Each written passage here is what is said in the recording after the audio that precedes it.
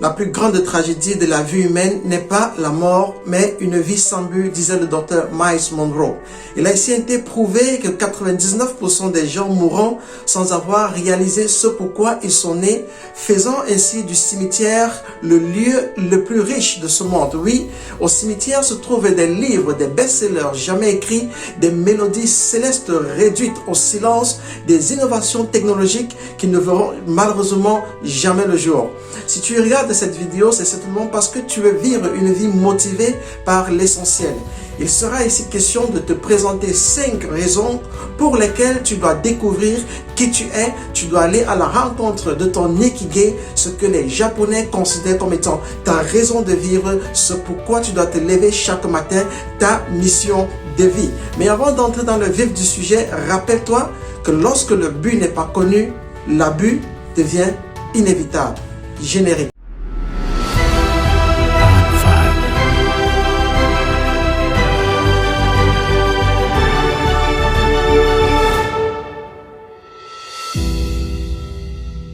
Bonjour ou bonsoir en fonction de ta localisation géographique et bienvenue sur ta chaîne Investir en soi qui, je pense, est le meilleur investissement que tu puisses faire car il est rentable dans le court, dans le moyen et dans le long terme. Sur cette chaîne, nous parlons de développement personnel et d'éducation financière. Moi particulièrement, j'en suis passionné. Pour être membre de cette communauté, si ce n'est pas encore le cas, il te suffit juste de t'abonner et de participer en nous donnant tes avis dans la zone qui est réservée aux commentaires. Aujourd'hui, nous abordons 5 raisons pour lesquelles tu devrais découvrir ton Ikigai, ta raison de vivre, ce pourquoi tu devrais te lever chaque matin avec un sourire au bout des lèvres.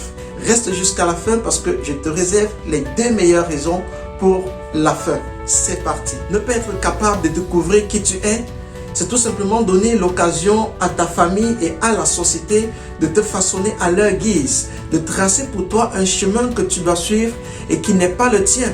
Concernant la famille, plusieurs ont embrassé des carrières qui sont diamétralement opposées à leurs compétences innées. Parce que n'ayant pas pu découvrir qui ils sont en réalité, ils se sont laissés influencer par leurs parents ou un membre de leur famille, alors souffrant du supplice de Tantale. Un parent par exemple qui n'a pas pu réaliser son rêve d'être docteur va de façon systématique et inconsciente transmettre ce désir inassouvi à son enfant et ce dernier va embrasser une carrière qui n'a en réalité rien à voir avec sa mission de vie. C'est ainsi qu'on va retrouver dans la société des docteurs qui sont supposés être des ingénieurs en génie civil. La société, quant à elle, nous forme à travers son système éducatif, non pas pour réussir notre vie, mais pour réussir dans la vie. Entre les deux, il y a un fossé énorme. Car réussir dans la vie, c'est pouvoir jouir d'un statut social enviable qui t'a travaillé comme un forçat 7 jours sur 7 sans avoir du temps à consacrer à sa famille. Par contre, réussir sa vie, c'est de pouvoir, n'est-ce pas, mener une activité qui est en accord avec notre mission de vie. Mission de vie qui, bien évidemment, prend en considération notre épanouissement familial, notre épanouissement sentimental, notre épanouissement physique. Notre mission de vie, quoi qu'il en soit, va toujours nous permettre d'avoir un épanouissement total à 360 degrés dans tous les aspects de la vie. Alors, si tu ne découvres pas qui tu es, tu risques de vivre une vie qui n'est pas la tienne.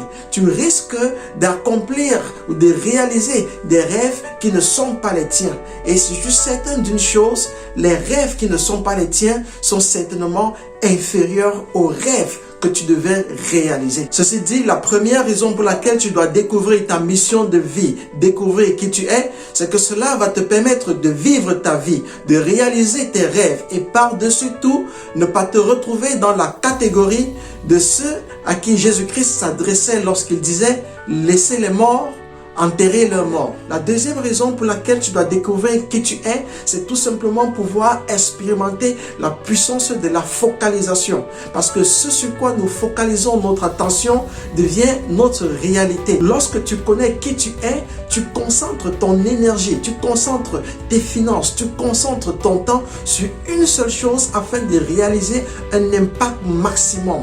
Si tu sais réellement qui tu es, tu vas valoriser ton temps.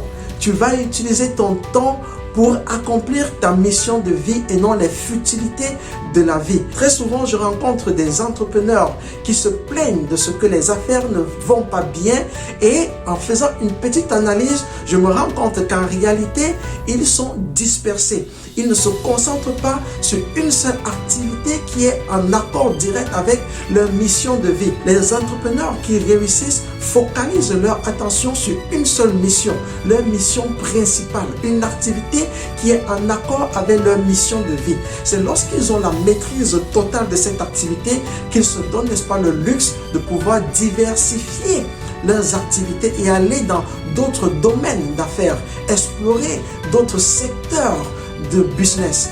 Or, au quotidien, je rencontre des gens qui, à peine avoir entendu parler d'une opportunité d'affaires, silence, sans avoir pris la peine de maîtriser la seule chose pour laquelle ils sont nés. Ainsi, connaître qui tu es te permet de focaliser toute ton attention sur une seule chose, d'en avoir la maîtrise totale et même d'être un expert dans ce domaine-là. La troisième raison pour laquelle tu dois découvrir ta raison d'être, ton ikigai, cela va te permettre d'avoir un état d'esprit exceptionnel. C'est un peu triste lorsque je rencontre des frères africains qui se mordent le front avec les dents d'en bas parce qu'ils estiment être victimes de propos racistes. Être victime de propos racistes te fait traiter de singe n'enlève en rien qui tu es. Cela ne change pas ta personnalité. Cela ne change pas l'impact que tu peux avoir sur le monde. Moi particulièrement, je n'ai jamais été victime de propos racistes. Et si jamais c'est le cas, ça ne va pas me déranger parce que je connais qui je suis. Me faire traiter de singe, me faire traiter de sale nègre n'enlève en rien l'impact que je peux apporter au monde. Ça ne change pas mon visage, ça ne change pas ma valeur, ça ne change pas qui je suis. Je reste la personne que je suis. Donc, celui qui a des propos racistes à mon endroit ou le raciste, je le considère plutôt comme un individu qui est victime de son ignorance et qui étale au grand jour son ignorance. Imagine un instant que celui qui te traite de raciste se retrouve en situation d'urgence à l'hôpital et a besoin d'une transfusion sanguine. Et tu es la seule personne apte à pouvoir lui donner du sang. Penses-tu que cette personne raciste va refuser de ton sang parce qu'elle t'a traité de nègre? Non, elle a besoin de ton sang. C'est même avec beaucoup de supplications qu'elle te dira, s'il te plaît, aide-moi, je ne veux pas mourir. Ce n'est donc pas nécessaire de se prendre la tête et d'aller dans tous les sens parce que tu es victime du racisme. Alors, si tu connais qui tu es, il sera difficile que tu te sentes blessé, que tu te sentes humilié, que tu te sentes délaissé par la société parce que tu connais qui tu es, tu connais ta valeur et tu connais l'impact que tu peux avoir dans la société. Découvrir qui tu es, connaître ton ikigai va également te permettre de pouvoir avoir cet esprit des vainqueurs. Les vainqueurs n'abandonnent jamais. Tu vas pouvoir te différencier des perdants qui abandonnent à la première difficulté, qui laissent tout tomber au premier échec. Je me souviens lorsque j'étais à l'université au niveau 3 et que je devais passer les épreuves pour obtenir la licence universitaire, je me suis retrouvé en session de rattrapage avec 11 unités de valeur. Et mon père, lors d'une de nos conversations, m'a dit, Achille, c'est terminé, la licence ce n'est pas pour cette année. Et je lui ai répondu, papa, je ne suis pas un défaitiste. Et effectivement, cette année-là, en session de rattrapage, j'ai eu ma licence avec de très bonnes notes. Lorsque tu sais qui tu es, tu as un mindset de vainqueur. Tu n'abandonnes pas, tu ne laisses pas tomber. Tu vas jusqu'au bout de ta mission. Peu importe le prix que tu dois payer, tu donnes ce qu'il faut pour arriver. Tu tombes, tu te relèves. Tu tombes, tu te relèves. Ton mindset devient comme celui d'un guerrier. Tu ne laisses pas tomber jusqu'à ce que tu obtiennes les résultats que tu désires obtenir. Et tu te différencies ainsi des perdants. Les perdants, ce sont ceux-là qui laisse tomber, qui abandonne à la première difficulté, qui abandonne au premier échec, qui colle en larmes à la première situation qui va au sens contraire. Non, lorsque tu découvres qui tu es, tu avances, peu importe les situations de la vie, peu importe les difficultés, peu importe ce par quoi tu es en train de passer, il y a une petite voix intérieure qui te dit, je peux le faire, je peux réussir, c'est ma mission de vie, j'irai jusqu'au bout. Et comme une petite goutte d'eau qui tombe, finit par détruire l'aurore, tu te dis, j'avancerai, je me lèverai si je tombe et je réussirai. Voilà ce que tu deviens, l'état d'esprit que tu possèdes lorsque tu découvres qui tu es. Tu vas jusqu'au bout de ta mission. La quatrième raison pour laquelle tu dois découvrir qui tu es, c'est simple. Tu es important.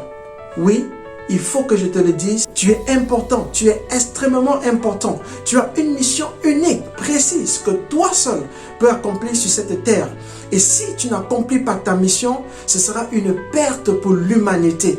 La vie de plusieurs, des milliers, peut-être même des millions de personnes sont liées à la tienne. Et ne pas réaliser ta mission de vie, c'est compromettre d'une manière ou d'une autre la vie de ceux-là qui sont reliés à la tienne. Donc c'est important que tu puisses, n'est-ce pas, découvrir qui tu es et réaliser la mission pour laquelle tu es sur cette terre. Qui es-tu? Que fais-tu sur cette terre? Quel est le plan de vie de Dieu pour ta vie? Il est important que tu puisses donc découvrir ta mission de vie, découvrir ton ikigai et pouvoir te réaliser, accomplir la mission pour laquelle tu es sur cette terre. Car si tu ne réussis pas cette mission, cela risque de compromettre la vie de tous ceux qui sont reliés directement ou indirectement à toi. Si Lewis Howard Latimer n'avait pas inventé et breveté en 1881 la toute première ampoule à incandescence à filament de carbone, où serions-nous aujourd'hui? Grâce à lui, nos ruelles sont éclairées. Grâce à lui, nos maisons sont éclairées. Et cela, d'une certaine manière, réduit le taux de criminalité. Ce que serait l'Afrique du Sud si Nelson Mandela n'avait pas accepté sa mission, cette lourde tâche, cette lourde responsabilité de détruire un système érigé sur les pratiques de ségrégation raciale. Grâce à Nelson Mandela, l'Afrique du Sud aujourd'hui peut vivre dans une certaine paix. Grâce à Nelson Mandela, les événements de Soweto ne peuvent plus se reproduire en Afrique du Sud. Pourquoi? Parce qu'il a accepté la lourde responsabilité qu'il avait. Écoute, tu es important.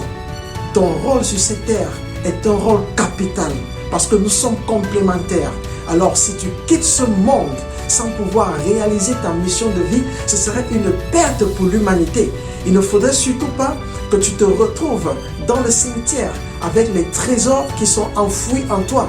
Comme nous l'avons dit au début de cette vidéo, que 99% des gens meurent sans avoir réalisé ce pourquoi ils sont nés, faisant ainsi du cimetière l'endroit le plus riche de la terre.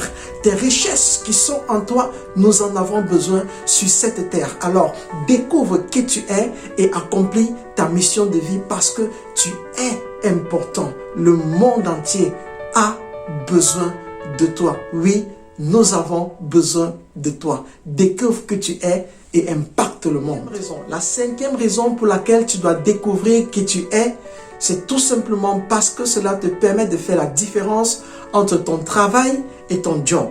Ton travail est lié à ta mission de vie, à ta raison d'être. La raison pour laquelle tu peux te lever chaque matin avec un sourire. Par contre, ton job, c'est tout ce qui te pousse, n'est-ce pas, à travailler comme un forçat, comme nous l'avons dit en début de cette vidéo. Ton travail, c'est ce pourquoi tu es né et que tu fais avec joie sans voir le temps passer, tandis que ton job, c'est ce qu'on te paye pour que tu fasses et que tu vois le temps passer. Ton travail est permanent, tandis que ton job, il est temporaire. Du jour au lendemain, ton boss peut te dire, c'est terminé, tu te retrouves à la rue. Par contre, ton job, il est permanent. Nul ne peut te licencier de ton travail. Avec ton travail, tu ne peux pas aller en retraite. Par contre, avec ton job, la retraite, elle est assurée et en plus, elle est pénible. Ton travail te donne une richesse et ton job te donne un salaire.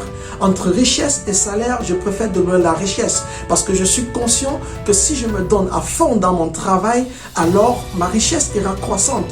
Par contre, en ce qui concerne mon job, peu importe si je travaille boss, si je travaille trop, si je travaille dur, cela va dépendre de mon boss. C'est lui qui va décider si oui ou non je dois avoir une augmentation de salaire. J'aurais beau me plaindre, cela ne changera rien. Si le boss décide que mon salaire augmente, il augmente. Si le boss décide que mon salaire diminue, il diminue. Je préfère avoir un travail plutôt que d'avoir un job. Parce que mon travail, il me garantit une richesse et non un salaire. À travers mon travail, je ne peux jamais être licencié. Par contre, avec le job, la possibilité d'être licencié à tout moment est certaine. Si cette vidéo t'a plu, alors n'hésite pas de la liker et de la partager autour de toi. Je te donne rendez-vous dans la zone réservée aux commentaires pour un échange entre toi et moi. Ce que tu penses de ces vidéos, ce que tu penses de l'Ikigai, comment est-ce que tu conçois ta mission de vie. Alors, laisse un commentaire pour partager avec moi. Je te donne rendez-vous la semaine prochaine, mardi prochain, pour un autre numéro de Investir en toi-même. Et il sera ici question d'apporter les pistes qui vont te permettre de découvrir qui tu es. À mardi prochain, s'il plaît à Dieu.